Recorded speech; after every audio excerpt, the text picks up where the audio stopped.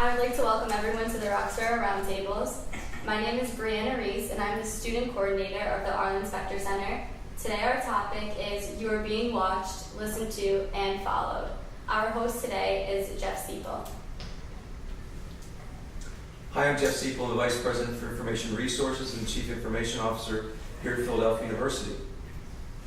I'm Josh Smicker, and I'm a visiting assistant professor of communications and the interim director of the communication program. I'm Bianca Ness, second year Law and Society major. I'm John Runco, also a third year Law and Society major. Jake New, third year Law and Society major. Evan Lane, the director of the Specter Center. And on phone, we have our special guest. And I was supposed to be a secret. I'm Greg Jackson. I was the chief information officer. I was Jeff at the University of Chicago for 13 years, and then I headed policy for EDUCAUSE, which is the National Association for Higher Education IT, and then did various other things which we can delve into as necessary. Thank you, Greg. Fantastic. All right, the basis for this and the premise for our discussion today revolves around issues of security, surveillance, privacy, confidentiality.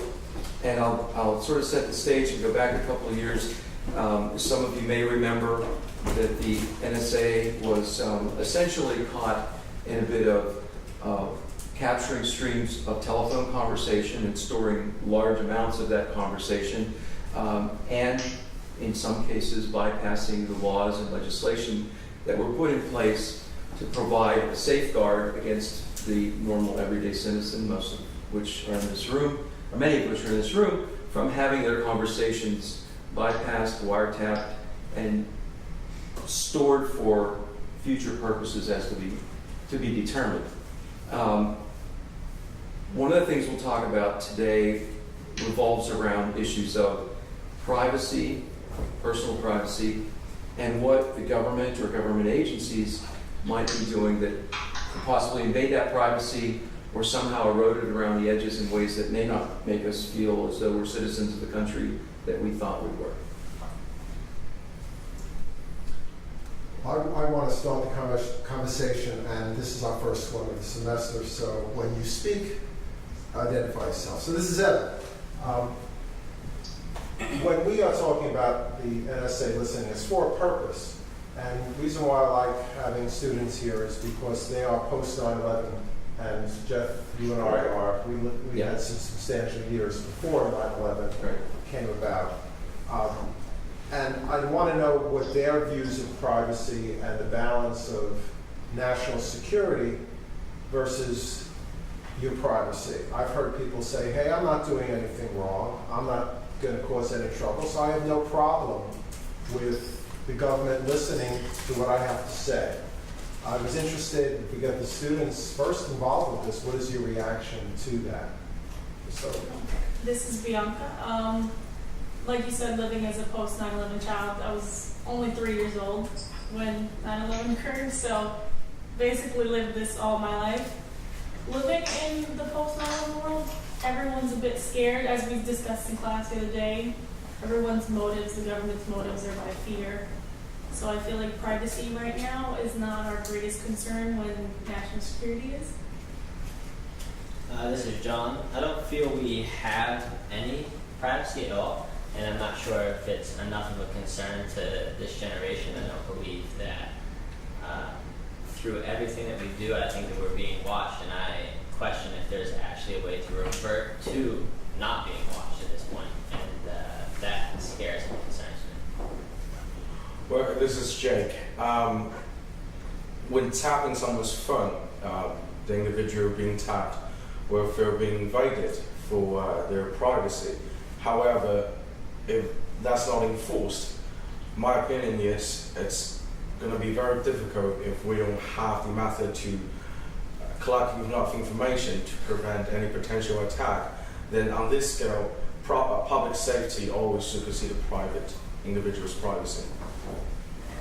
Yeah, this is Josh. I think your initial point about just the normalization of these things is really important. I think that, especially growing up in a post 9/11 environment, it's not even like there's this imposition from the outside. It's literally the way the world is structured, the world is built. I mean, and sort of modes of surveillance are constructed into the environment around it. There are cameras everywhere. And I think that's something, sort of speaking to just the inescapability of it, is it's not only coming from the outside, but in a lot of ways, I guess maybe less from the governmental side, but I think certainly culturally, we're sort of signing up for surveillance. It's less about Big Brother sort of necessarily tapping our phones and more of us volunteering information on social media, sharing with friends, these things that get coded as sharing, that get coded as potential networking. These are all also modes of data mining and data collection and storage, but I think that since it gets coded through self-improvement, through professional development, through fun, I mean, this is the way that you sort of connect up with other people that you know and hang out with, that sort of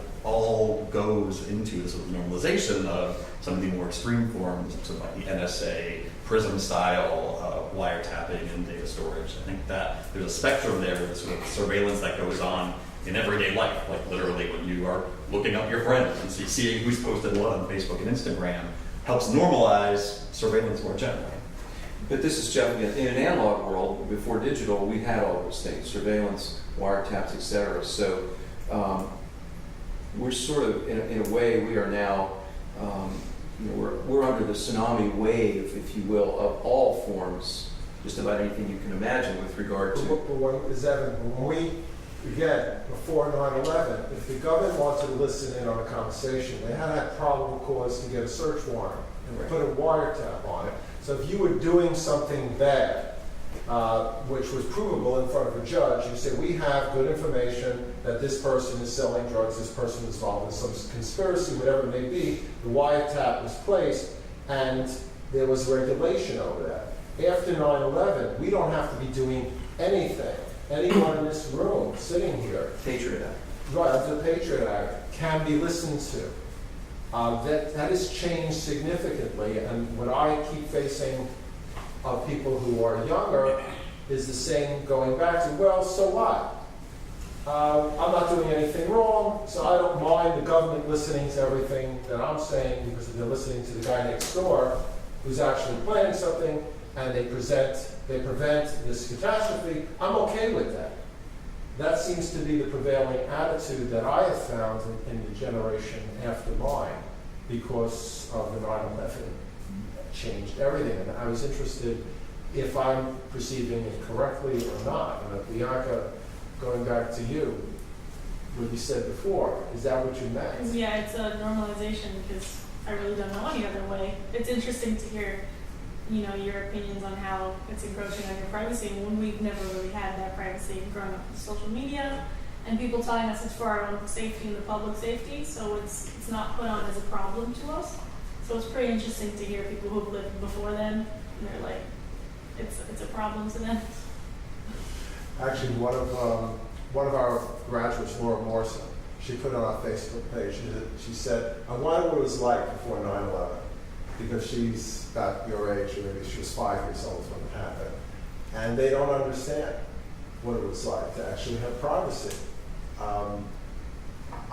If you would have come to me and said that everywhere I went, I could be filmed, whether it's by the government or by my friends or by my enemies or whatever, I would say that was absurd. I couldn't believe it. Everything I say can be taped, like we're taping now, but at least I have your consent. I told you all beforehand you're being taped, and you agree to it.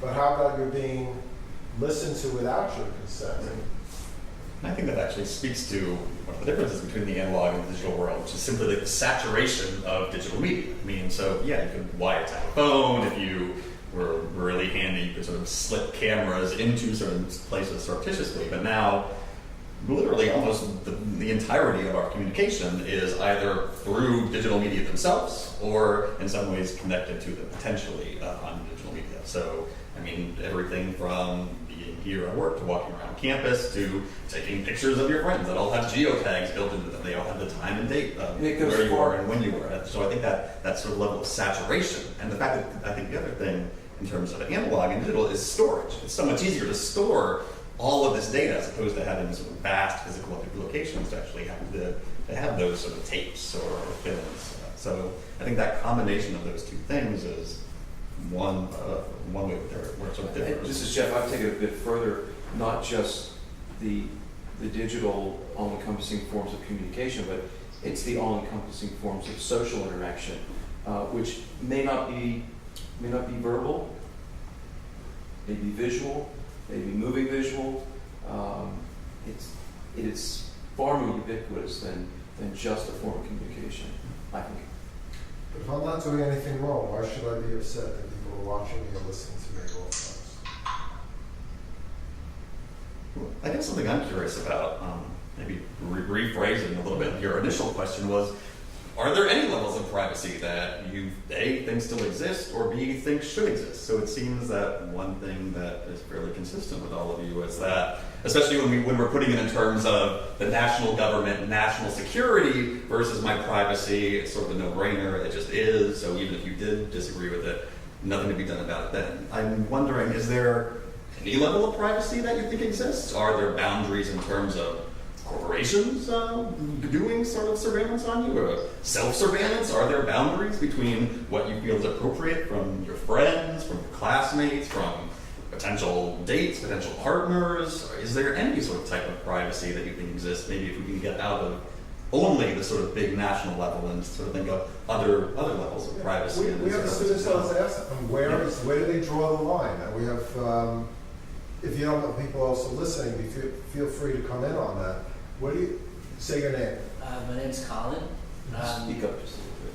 My name's Colin. I think that with privacy that still exists, the fact that we're in like a Western system that has a lot of different companies, we have a level of privacy there because we're only being data mined at like different points. It's not something that's necessarily happening in like as from one company, like what would happen maybe in China. I know they have a lot of worries about data mining because it's not just divergent companies, it's a very unified governmental system. And I think that things like Tor, through distributed networks, we still have privacy, but even that is questionable because the government does log when we use Tor and when we use anonymizing systems in order to stay anonymous. So I think that's something that we should still have, but we're slowly going to be losing. Can I pipe in something? Go right ahead. I think I missed who was speaking just before Connor, but I think it's a very interesting question. Let me. My observation is there are actually 5 moving targets out there, and part of why this is so confusing is that the targets are interacting with one another in different ways. So let me say what those are. The first is, and if you go back to the whole notion of eavesdropping, there was actually a physical meaning to that, which is if you could hear something further away from a house and the overhang, the eaves, then it was public and you could listen to it and that. But if you stepped inside the eave and that's what happened to hear something, that really required, you weren't supposed to do that. That was invasion of privacy. So the first movement is that in a sense the eaves have moved. So what is publicly visible is a different place than 2 feet from your house, which is what it used to be. And telephones caused that movement, the internet caused that movement, social media are certainly causing that movement. So one point is that boundary between where you think you should be private and where it's not reasonable to think you're private has shifted. The second way at the other end is that there's a personal responsibility that if you want something to be private, you have to take certain reasonable steps. So if you wanted to be private about a conversation years back and you didn't shout out loud in the middle of a crowd, you tried to have a private conversation. And there are analogies to that now, but that too is a shifting. What do you have to do in order to presume privacy? It used to be, when I was younger, a phone call was deemed to be much more private than a written communication, for example. That certainly has changed, but I mean, one of the things we've all done who have to administer, now and then you have to have what are essentially illegal conversations. You have to tell somebody that it's time to retire when you're really not supposed to tell them that. And these days, you go walk someplace outdoors and you have that conversation. You don't have it in a place where you can be overheard, and you don't do it on the phone and so on. So the second moving target is what constitutes a private place. And then the 3 in between are what regulations should apply to governments who are dealing with those gaps, what should apply to organizations. I'm curious how many people have heard of a company called Axiom, for example, which collects all kinds of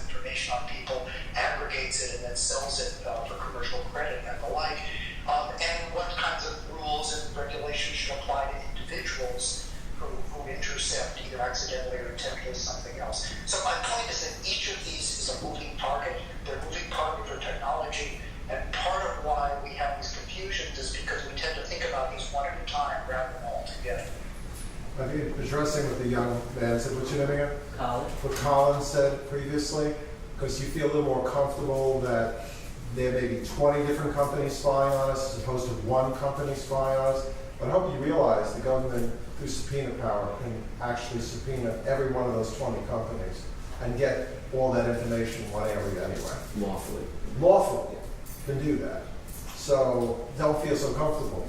It's 20 different More companies. paranoid. Okay. And the other thing I just wanted to point out too, and you said about the eavesdropping, Greg, which was really eye-opening. You always heard the phrase, never thought of what it meant. Now I know what it means. We have now cameras everywhere, watching us from everywhere, not just in front of courthouses, but practically every street. London has one every corner. So if they're watching us, they have, and I'm sure Jeff can verify this, that they have the technology to listen as well. Oh, of course. So what's to prevent that from being the next step to listening to our conversations, not even on the phones, but everywhere we go? We're going to have to go into basements somewhere in order to have private conversations and make sure it's internet free. I mean, actually, to Greg's point, the eaves are everywhere.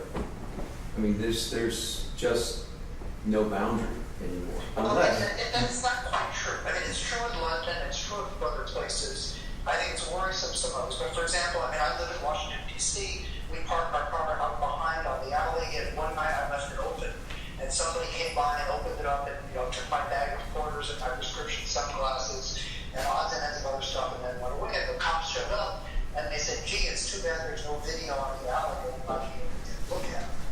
So I now have a video camera back out there, but of course it takes 20 seconds before it triggers, and so I only see the back of whoever's walking away.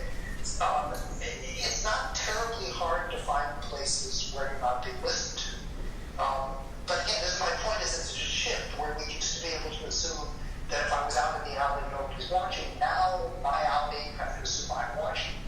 And that's a big change. It's not going to go back. Regulation isn't going to change that. Subpoenas aren't going to change that.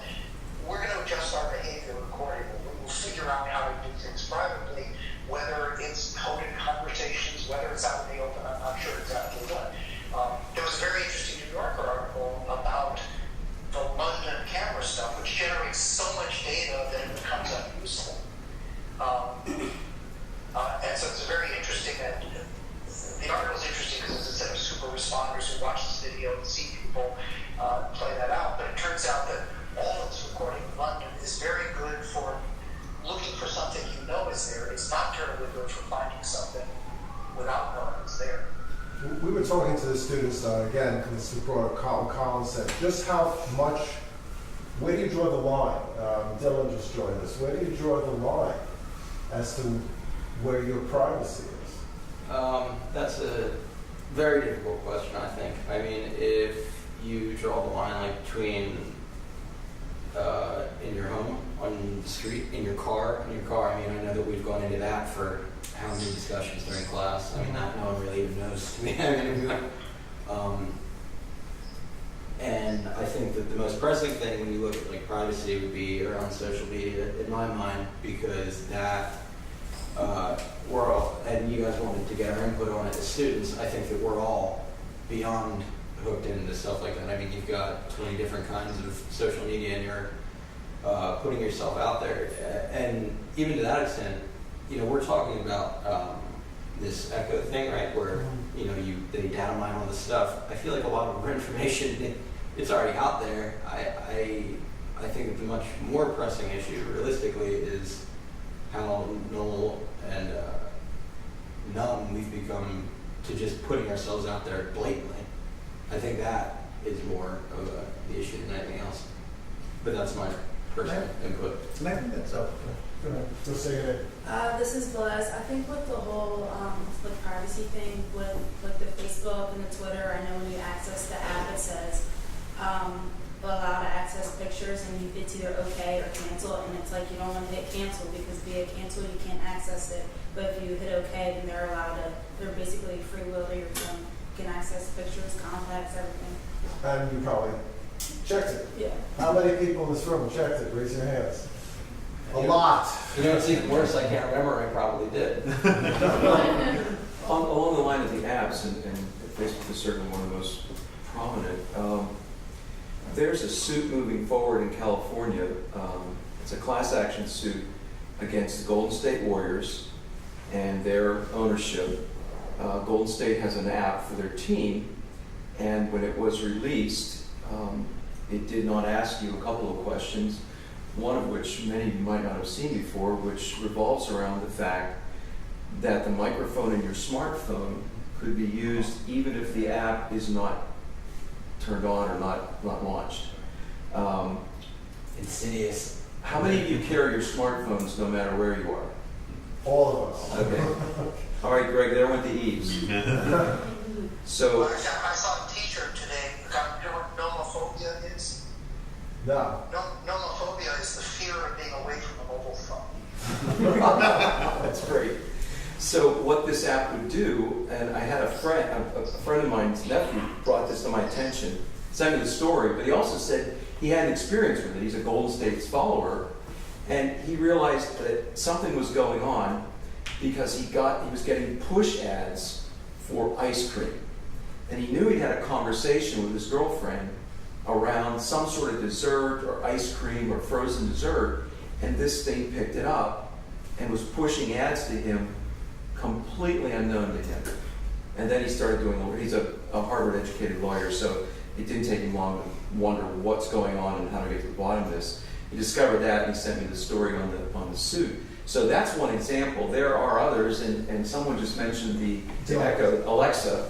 There's certainly some reason to believe that Alexa may not be only listening to your commands.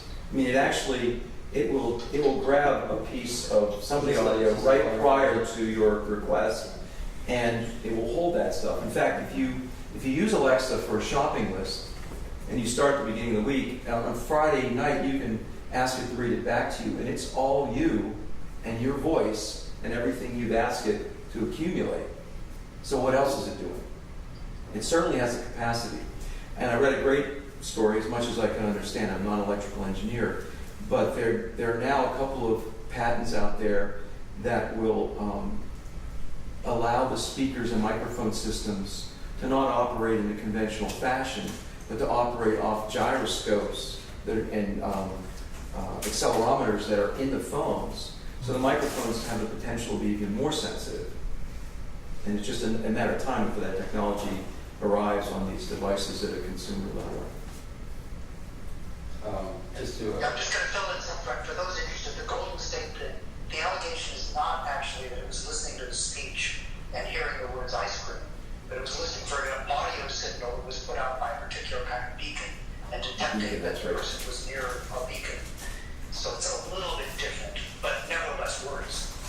And they really are. This is Josh again. I mean, there's another Golden State story that's really interesting. They're really sort of at the forefront of very specific biometric surveillance. And I think that in addition to the sort of list of some of the changes that Greg was talking about, I think that the level of specificity of surveillance, so it's not even necessarily what you say, it's literally your heart rate, how fast you move, how healthy you are. So another thing going on in the Golden State arena that sort of also is connected to there sort of being the tech team is there's both wearable technology and sort of sports view capturing literally every movement of every player that goes on the court. And then why this gets framed in terms of performance, so it's sort of helping them understand their workout patterns and helping them do things more efficiently. This data is all being collected, and a real concern, especially of the players' union, is that, well, if it shows, for example, that you're slowing down a little bit, or if it shows that you're trying to renegotiate a contract, you say you're recovering from your injury, but they can point to this data and say, well, in fact, you are still moving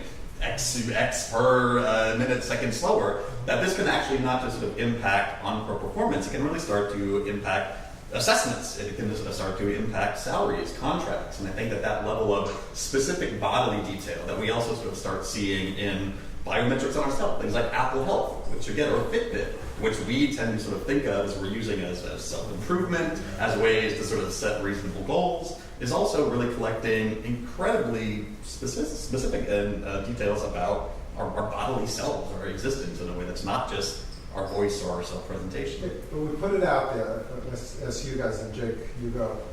They know where we're shopping. They know what we want. They know where we're going.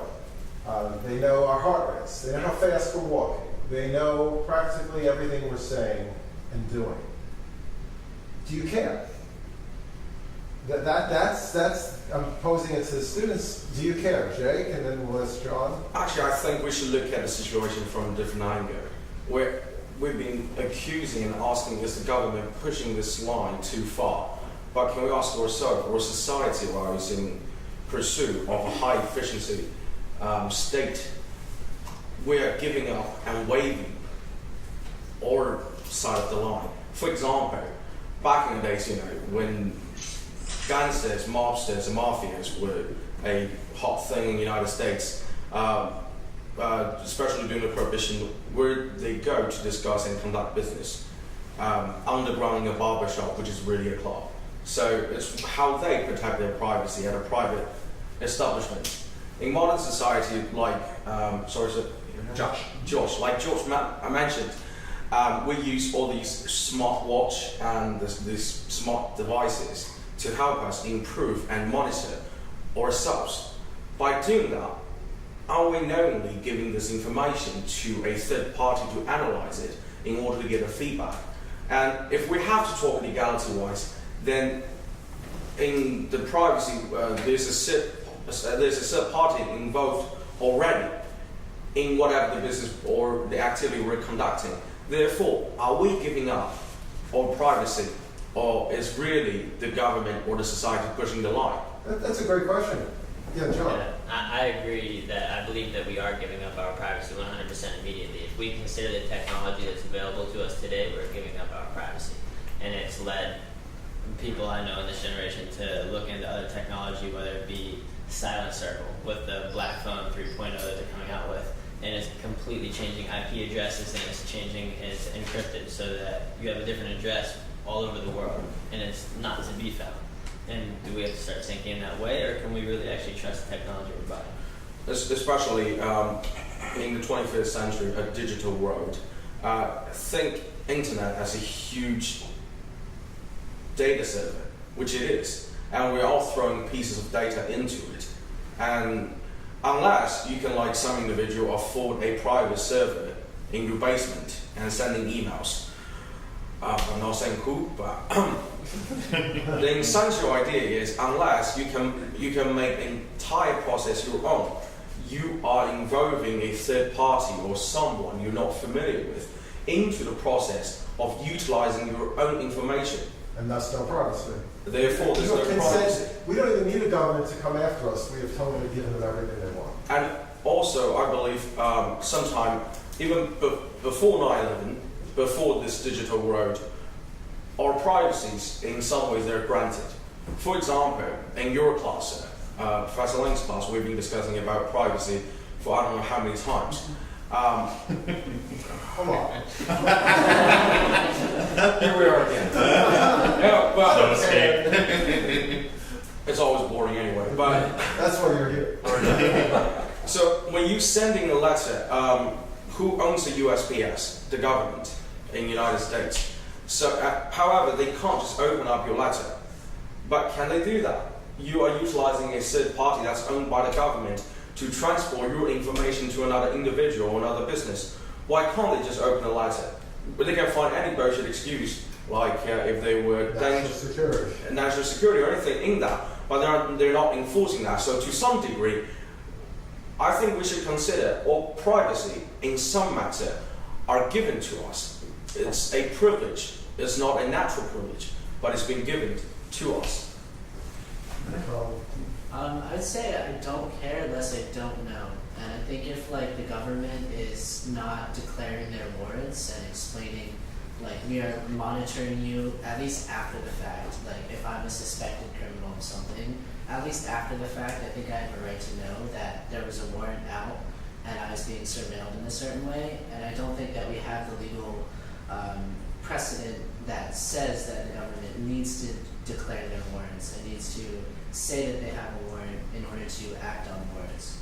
So that's that's like my only concern, because I have trouble trying to understand what the impact of not having privacy is. And that's what I'm getting to. The issue is, we're talking, the older folks here are talking about, oh, they know where we're going, they know what we're shopping, they know my heartbeat, they know everything, and I'm putting out, so what? And that's what you're like, so what? I'm not doing anything wrong. Yeah, exactly. I don't Well, know. but it's not as simple as just I'm not doing anything wrong.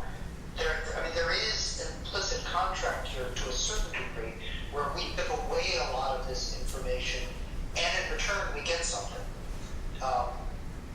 And part of that's about shopping, and part, the magic that Amazon presents me with ads for things I might actually want to buy is because they're watching everything I buy and making some deductions based on it. I'm not saying that all of this is something where there's a contract of this sort, but it's interesting to have conversations like this, watch everybody go out, and then see who actually gives up and stops using their smartphones and goes off the grid completely.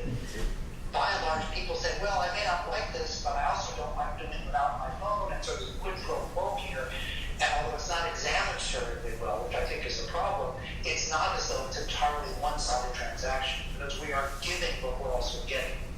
I do think that question of normalization and also the presumption of consent, which I think gets back to the point that you were making earlier, Greg, about that, yeah, you now have to go out of your way to try to keep anything private, but then there's also this weird sort of catch-22, which is you do things like use Tor or try to find sort of untraceable phones, or even something minor like opting out of Facebook's photo settings and allowing to share everything to all of your friends.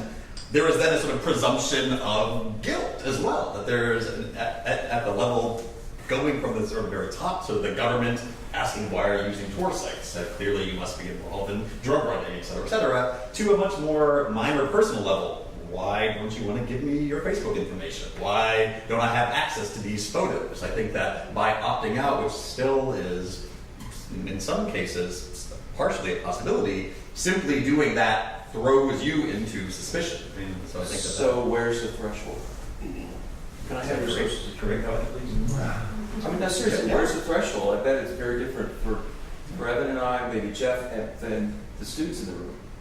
I'm just trying to put some generational. I have some problem with what Greg said, because we all have to eat, but if we're given food that's poisonous, we have no choice. Or we entered into a contract because we said I'm eating. I like to shop, which is true. And I do like to get the ads. That's nice. But on the other hand, the poison or the chemical in all that's going to kill us is the fact that my political beliefs are being mined. Things I may say that when we don't have a benign government, which we may not have in the future, that may want to know who's against them. Perhaps we have someone who's elected who's somewhat very paranoid and very thin-skinned, who wants to know everyone who says anything about him so that they could come into our homes and arrest us. When you turn to your partner, wife, or friend and say, hey, that future president is a real a-hole, and then there's knocks on your door to take you away. And you may say, oh, that sounds ridiculous. And I will point you to any history book that will show you where that has taken place over and over and over again, where the technology was nowhere as good as this. So to me, we're not talking about the dark side. That's what I'm trying to get at. We're all very happy to get the ads. We're very happy that people, or corporations or governments know everything that we're doing, and we're not doing anything wrong. None of us in this room are involved in any major criminal conspiracy, I hope. But, okay, that was you, Greg, not me. Okay, so everyone will know that was the guy on the phone. But when it comes down to that, there's a very dark side, which I don't think you guys see. And that's what makes me very scared. Calvin. My name is Calvin, and this is just an example this was an example after Boston bombing marathon, during that they used some pressure cooker bombs to make it. After that, after like a month or so, there was a girl in New York trying to buy a pressure cooker. I was doing some project on pressure cooker, and she was just finding certain details on pressure cooker, and the police showed up on her door because that created a red flag in an essay or something, but she was not doing anything. She was just finding pressure cooker for some project or something. So I think it's not, they're not like monitoring. They have so much amount of information, they don't know what's right, what's wrong. This is a quote, I'm not saying this is Edward Snowden's quote, that they know Boston, that the bomb was going on, that there was a planning going on during Boston bombing weapon, but there was so much amount of data that they had, they were not able to pinpoint who was going to do it or how it was going to happen. And by the way, in 9/11, they also had a ton of information on those individuals, and on retrospect found it, but when they had it, there's so much information they had, there's nothing they could do with it, so what are we really even benefiting from any of this? So why are you worried? Because We're collecting all the data. Because the algorithms get better all the time. and the governments become less benign I all get the it. time. Well, brilliant idea from my professor who loves conspiracy a lot. Essentially, it's not, even post 9/11, it is not safe to say, it is not fair to say that the government is invasive. However, it is balanced to say that they are paranoid. But are they not? Are they paranoid for a reason? Yes, they are. And since they're not invasive by default, again, it's kind of like the ideology fighting against an enemy. When they have certain weapons, you must have certain weapons to go, fight fire with fire. If your privacy can be hacked by the black hat hacker to take your information, and the government has no ability to do the same, how can they protect you when in future digital warfare taking place? And also, is your information really that precious that they're in interest to tap you 24/7 and you are so afraid to give up and making slippery slope argument saying it is invasive and I'm in a world with no privacy? I mean, I guess I'm kind of curious, maybe a way to answer that question, to throw it back to you students, is there a threshold? I mean, so, because you seem to be saying that there really isn't one, and that us really talking about it is sort of just we're old people, let's say we're overblowing. And I guess, so I'm thinking of a very famous example that's from around here, which is the case in Lower Merion, where students were given laptops by their school district, and the laptops were surreptitiously photographing them. And again, sort of a accidental revelation of this, a sort of similar thing happened to the Golden State case, where a student was called into the principal's office and accused of doing drugs. The reason why he was accused of doing drugs was it looked like he was taking pills on his laptop. In fact, he was eating Myconites. But that sort of led to the revelation that all of these laptops were silent. They was basically spyware on them that allowed them to turn on the camera and start taking photos wherever you are. Does that matter? I mean, why? If not, why not? If so, why? Is it sort of what you were talking about, Colin, that just the students didn't necessarily know, and as long as they knew the school district could literally start looking at them at any time, that would make it okay? Or is there something about the degree of information, the intimacy of the information? Is there, because I think that based on a lot of quite recent hacking cases, I think lots of people would say that my information that might be quite banal to me, if it is exposed and circulated to the world,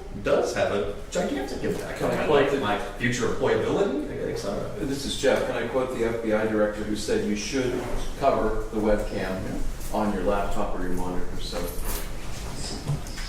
Wow. Actually, I do that. Yeah. I was I saw a picture of Mark Zuckerberg with his company. I was like, yeah. But everyone in this room is covering their camera on there. Yeah. Show hands, yep. Wow, I'll be doing that tomorrow. No, but I think this one thing, especially given this panel, is fantastic with, no offense, elder generations and us young folks. Our understanding to the nature of the privacy is different, completely different. Is that a privilege versus a necessity right by default? Maybe before, I don't know what was America like. It's my right as a citizen under the Constitution, under Griswold case, that I have a right to privacy in my house. Under the Fourth Amendment, I have a right to privacy in my house. It's not a privilege, it's a right. But the government ain't giving it to me. I've got it. The government's got to respect it. It's not the government is being nice and letting me have this right. The problem I have with you guys, the young folks, is, and I think you were right on the head on it, you're giving it away. You're giving it away by consenting constantly, saying, take it, take it, take it. Can I throw something else in there as sort of response to you? Even if we sort of concede the point, so even if we acknowledge, if I say, sure, okay, privacy is a privilege, I tend to agree with Evan, but I'll say, if privacy is a privilege, sure. What is it? What is that privilege? What does it look like to you? And also, what are the lines? I mean, even so, you all are saying it's a privilege, that it's less of a right. Does it? But it still seems to exist. How does it exist? What is privacy for you as a privilege? This is Jay. I'm just identifying the different understanding from different generations on privacy. Honestly, I don't have any idea if how to define privacy. Is it really a right by default or my privilege? I have no idea. However, what I can say for my generation is, personally, I have no idea what's 9/11, before 9/11, what's the United States like. I'm Chinese, I'm a foreigner here. And I came here, of course, after 9/11. And the way I see how, when people talk about post 9/11, about security, they often say stuff about airport security, and maybe to you guys not be able to go to the gate to pick up your friend is unusual, but for us that's just natural. The mindset is completely different. So I can't really objectively or subjectively describe to you what privacy really is. However, I do agree with most people in my generation. We're giving up the right, regardless if that's a right or a privilege. We're giving that up because this pursuit of efficiency for daily And life. safety. I remember going to football games and baseball games, concerts, without being physically molested by police and security. And it appears that none of us seem to care. All right, touch me. You put your arms up, and I know I have to because I'll be arrested in a second if I give any problem. God forbid to even say anything to these people. And I resent the hell out of it. I really do, but I see people who don't seem to care. It's what they do. It's what we do. What is the next thing we do? I guess maybe. And I think the airport example is also so much of what we think is keeping us safe, and part of the reasons why we're putting this up is essentially theater.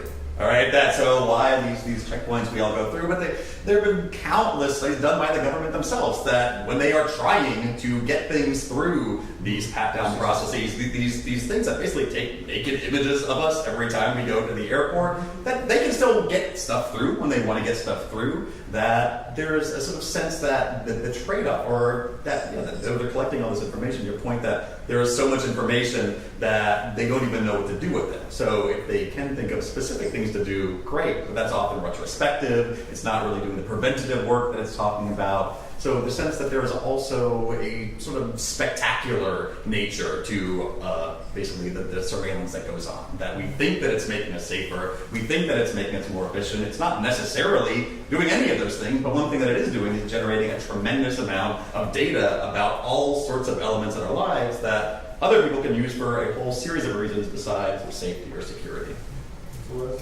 This is Buzz. I think regards to the large crowds at the baseball games or football games, I'd rather feel safe in a huge environment because people take advantage of that and they bring guns in and they don't target specific people. Innocent people get hurt, and I'd rather just feel safe with the pat downs and the security than to not feel safe. Go ahead, Jan. Just referring back to what Josh said regarding boundaries. What I think is interesting is that, speaking for my generation, the people that I interact with, is that once there's consent given, we feel better about it. We feel like there's no boundaries really needed. Once I give consent, I know I have most social media apps, Snapchat, Instagram, Facebook, they ask, can we use your location?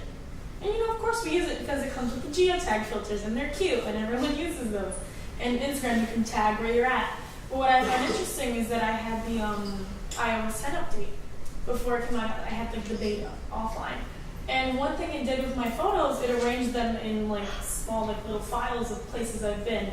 If I took a picture here, it said Pittsburgh, PA, August 17th. And then I found that really interesting because I never put the location on for anything in my iPhone. And that's what I found kind of interesting. Once you never consent to something, you give it a little double take. But I was like, all right, that's cute, I guess. I never really thought about it, so I was like, literally every location I've been with every picture. And this is what scares the hell out of me. Because if we think it's not your language, it's ever, Yeah. we think it's interesting and cute and fun to give away our Fourth Amendment rights. What has become interesting and cute and fun to give away our First Amendment rights? What has become interesting and cute to give away all of our rights? That's what really scares me. And when I preach to the students in the class, and I kind of yell sometimes about our rights, I'm not seeing you really care because it's all right. Dylan, and then we'll go to you. It's just weird. I've just kind of been sitting and listening. It's strange listening to the back and forth between the students, such as myself and faculty, and how the real turning point was on 9/11. It's really what we're talking about here. It's all in here. It's from that point forward where, and realistically, our lives for us were kind of chosen for us. We are in this world where things are suppressed out of fear, and I think that is kind of what we're really arguing about here, talking about, because to an extent, none of us know what you guys are talking about because we didn't experience it. So much so that it's across the board. Like, we don't know what it's like to truly not be unafraid. Like, we're afraid. That's what it is. That's what I'm seeing it boil down to. And I think that is probably the biggest poison of it all. So the threat is fear. It's fear, exactly. And, it's like you were saying earlier, Josh, like you were saying earlier about people being able to get stuff through at like airports.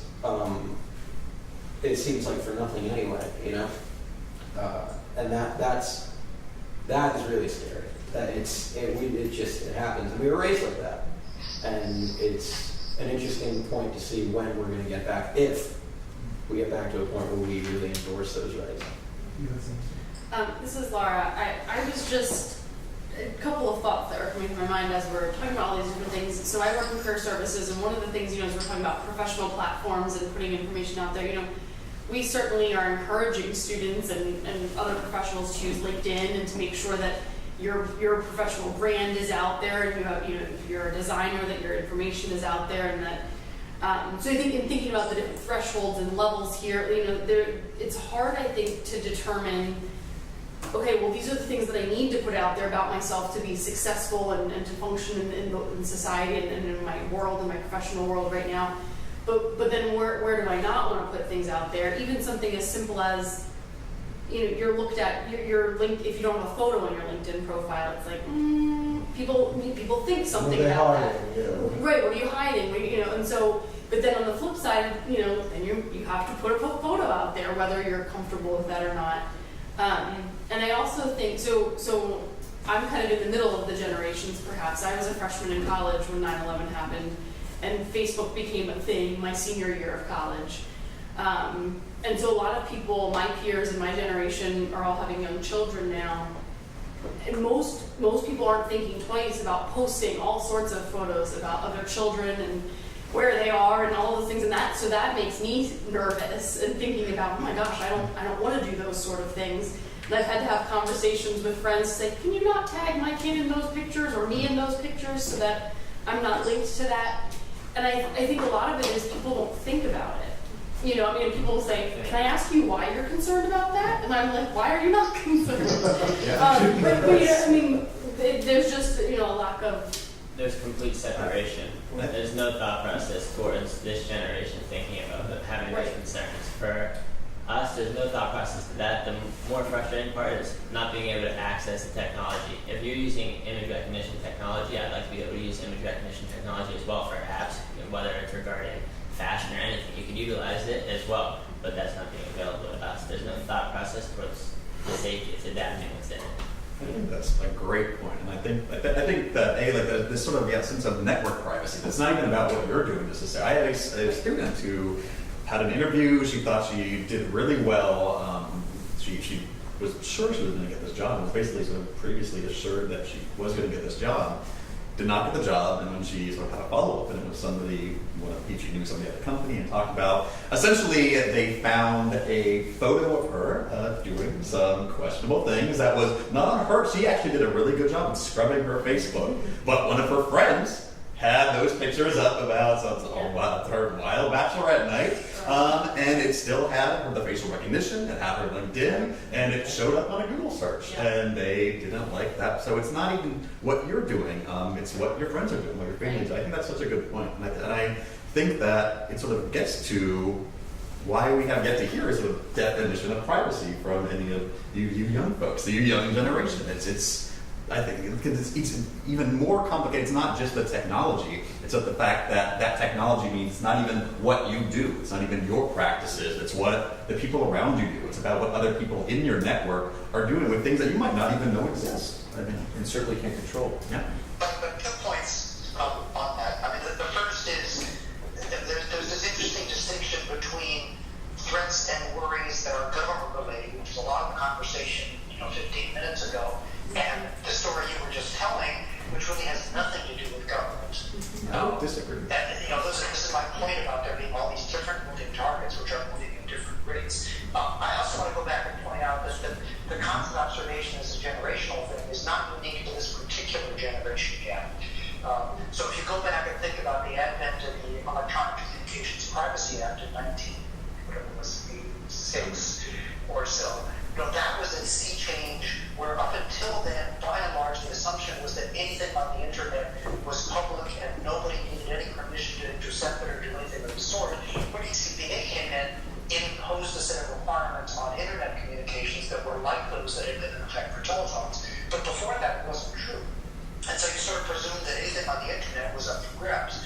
That was the sea change. People who were the pre-ECPA people in the post. And I think back to my father, who used to think long distance was expensive, and so, call home and he would say, it's long distance, speak quickly, and he could never get over the fact that long distance wasn't cheap.